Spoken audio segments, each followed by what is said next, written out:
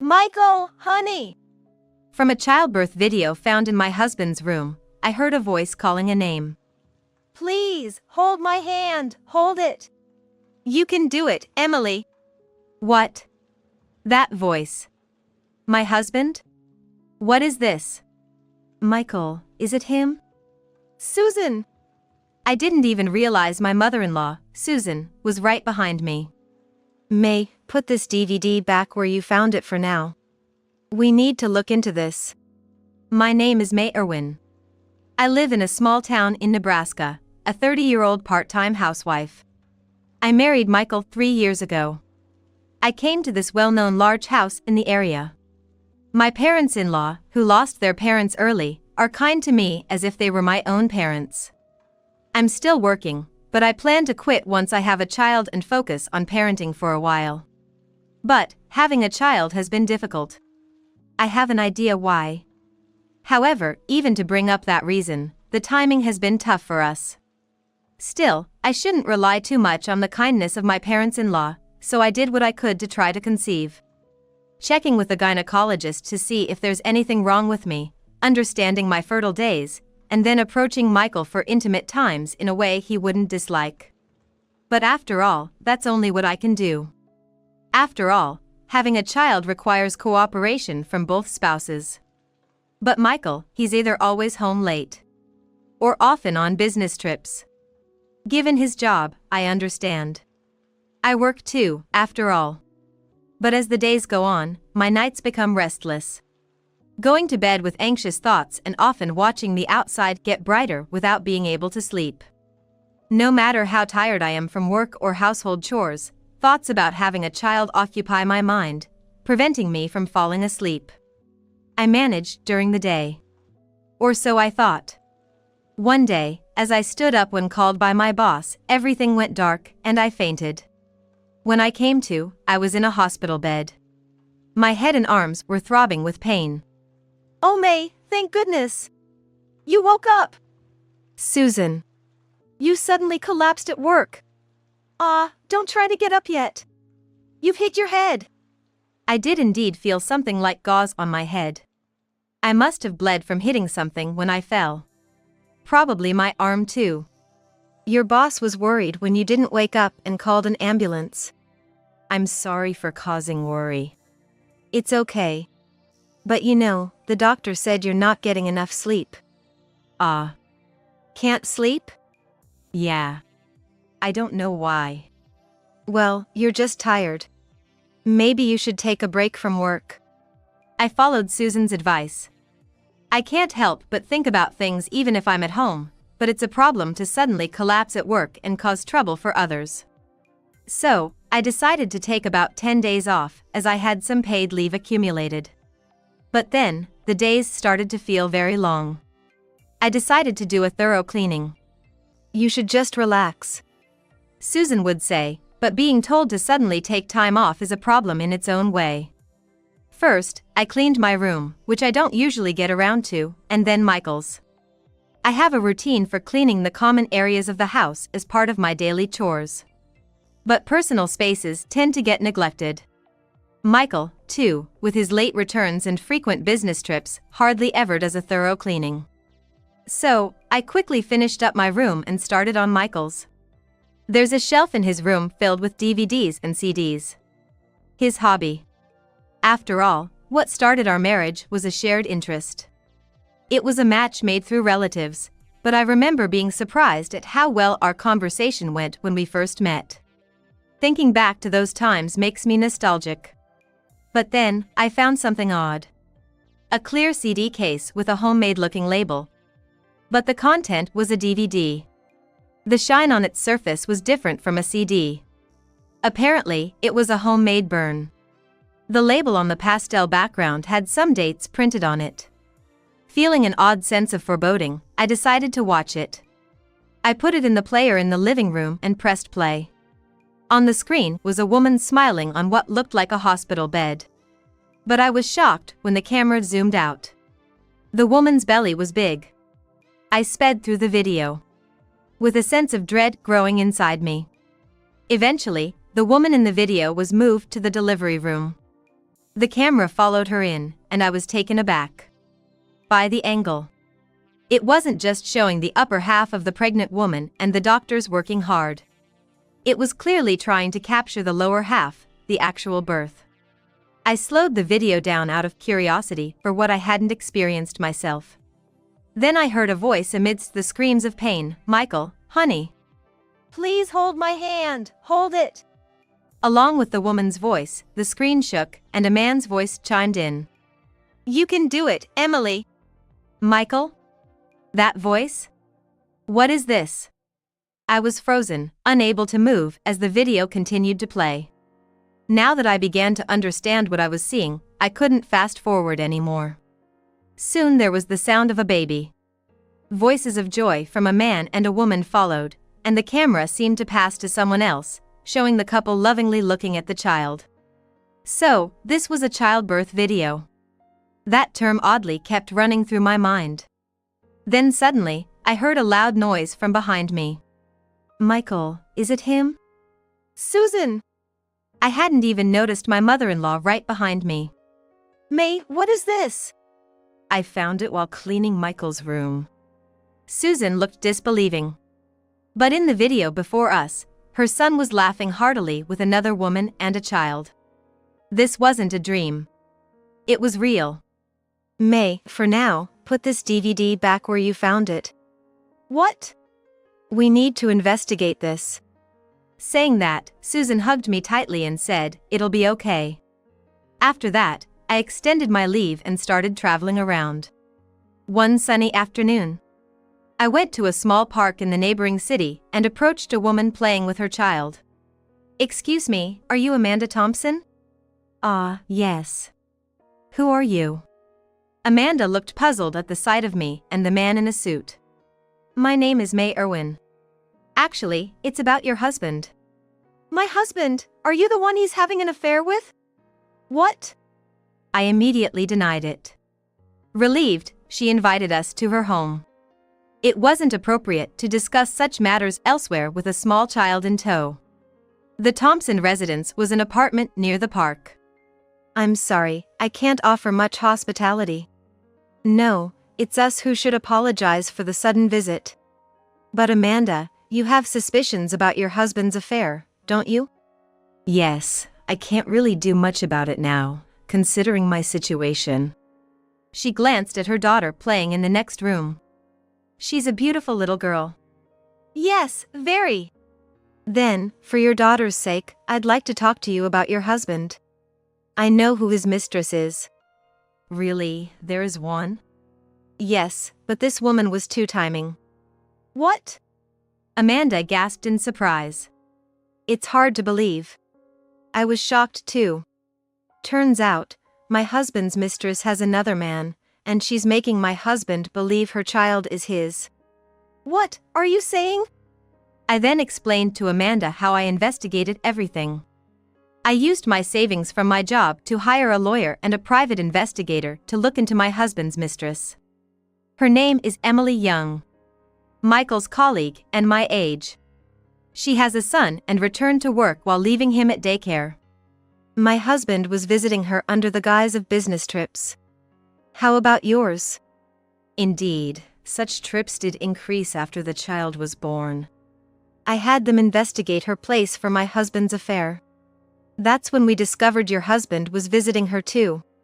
Amanda sighed heavily, looking at the photos I spread out. "This is the lawyer I'm currently working with." The lawyer nodded at her.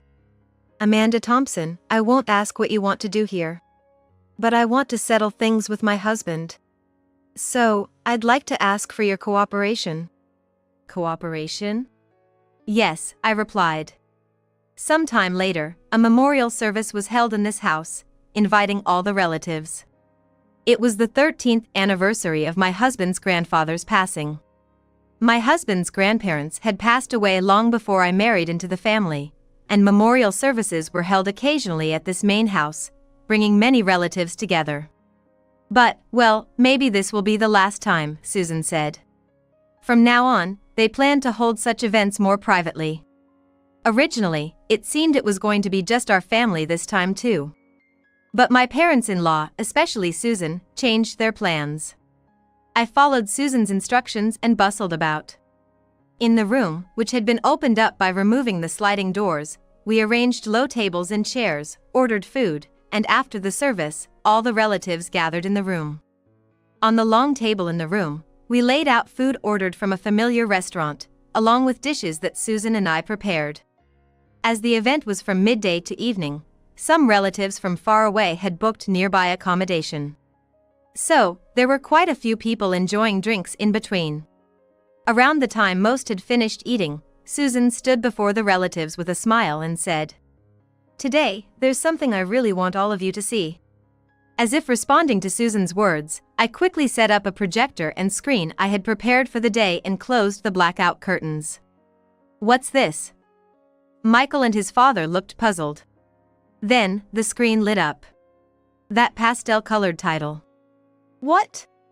Michael exclaimed in shock. Mom, May, what are you doing? Ignoring Michael's words, I started playing the edited version of the original DVD, focusing on key scenes where Michael and Emily Sakurai were identifiable. "Hey, isn't that Michael? But why this?" Such murmurs arose from among the relatives. As the screen showed Emily Sakurai thanking Michael with tears, he just slumped to the ground, defeated. "That's all. I apologize for showing something unpleasant, but this is vital for the announcement about our family's future that I'm about to make. I wanted to share it with everyone." Susan's voice was firm. Understanding the situation quickly from Michael's reaction and Susan's words, his father asked, "So, is this child his?" "No, it's not," I responded. The relatives all buzzed at once. Not just them, but Michael himself too. "My child, not mine? What do you mean, May?" At that moment, the sliding doors of the room, now a banquet hall, were opened. All eyes turned there. "It's his child." Yes, it was Amanda who walked in. Behind Amanda, several men and women could be seen. The room, now darkened after the screening, was lit again. But the next room was dark, and it was unclear who was there. "And you are?" Michael's father calmly asked Amanda. "I'm sorry for the sudden intrusion. I'm Amanda Thompson. And this Mrs. Thompson is..." "Actually, my husband, Nick Thompson, confessed to fathering a child with Emily Young here, pretending to be Michael Irwin." With that, she and the lawyer she brought with her exposed the two. Michael suddenly stood up and lunged at Emily Young. "What's this about, you?" Emily Young looked disgusted and turned away silently. "There's nothing more to it, Michael." Michael's father pulled him away from Emily. "It seems you planned this." "Sorry, dear, you tend to be a bit loose-lipped and you're too soft on Michael." "That's not true." "Well, let us handle this." "Right, Susan and May, go ahead." Then Michael's father moved towards his wife. Michael tried to stand up, but his father's stern command, "You stay right there," kept him seated. Then, as if on trial, Michael's father seated Emily Young and Nick Thompson in the cleared space. I adjusted the lighting and operated the projector again. This time, edited evidence photos flashed on the screen. "Ladies and gentlemen, after finding the birth video in Michael's room, I commissioned a private investigator. This is what they found. May, you! Here we have them in the park with a child. On that day, Michael was supposedly on a business trip far away." I continued as the crowd murmured, glancing at Michael. "And this lady here, Emily Young, during the investigation, we captured something interesting." I switched the video. "Stop!" Now photos of Emily Young and Nick Thompson entering and leaving a hotel appeared. Different times and places. So, I contacted Mrs. Amanda Thompson and asked for her cooperation. Cooperation? A DNA test. To determine the father of the child born in the video. Then the screen changed once more. Displayed were charts and graphs received from the testing agency. "How did you?" Emily Young raised her voice. "How did you get my child's DNA? I mean, without anyone knowing?" She must have noticed the atmosphere changing around her from the two men beside her. Emily Young glared back at me, trembling. I, on the other hand, stayed completely calm. Ms. Young, you frequent a particular park, correct? What about it? Didn't people often tell you what a cute baby you have? What? I had a female investigator from the detective agency collect your child's saliva. Emily Young's expression changed. Recalling something. When you wiped off the drool while holding the baby, right? Ah. Emily collapsed onto the long table, realizing the implication. And then, I obtained samples from Michael, and from Nick Thompson, provided by Amanda. These were sent to the testing agency. This is the result. The screen showed the probability of each man being the father. While Nick's numbers were significant, Michael's were 0. But, I already knew that. What? How so? Remember, during our premarital health check, they suggested a detailed examination for you due to the possibility of azoospermia? Michael fell silent. Despite my urging, you always dismissed it, saying you were different, too busy. And here are my test results. The screen showed my results, indicating no issues. Our inability to have children wasn't because of me. That was what I wanted to say in front of all the gathered relatives. Yes, that's right. Michael, you didn't want to face the truth, so you avoided the tests. Mom! I took a long time to conceive you. Your father and I both had issues, albeit minor. The relatives murmured. Remembering. But we faced our health issues and eventually had you. And what about you? Pretending everything's fine, fathering a child with another woman. Were you satisfied, thinking you had no problems, and planning to divorce May over this? Susan's stern words left Michael speechless. I'm fine with a divorce, Susan. I won't accept it. May is already our daughter. I want to stay your daughter too. Right? There's no divorce, okay? Well. Michael's father pondered. Susan, how did our son turn out like this? Maybe we spoiled him too much. Divorce would be a reasonable outcome. No! I'm supposed to inherit this house. That's off the table. Under the brightened lights, Michael's eyes widened. It's more likely you can't have children. And after what you've done, leaving the inheritance to you would be unwise. Then, turning to the relatives. We're considering adopting a formal heir eventually. For now, we'll disown Michael and formally adopt May as our daughter. Father! Michael slumped, defeated. The relatives can decide who will be the heir. Susan declared the gathering over, leaving only the involved parties. So, lawyer, I'd like you to handle Michael's disownment, May's adoption, and their divorce proceedings. Later, we'll discuss the heir's adoption, but for now, these matters first. Understood. The lawyer, brought in by Susan, was the family's counsel. Michael seemed to have lost all will to speak.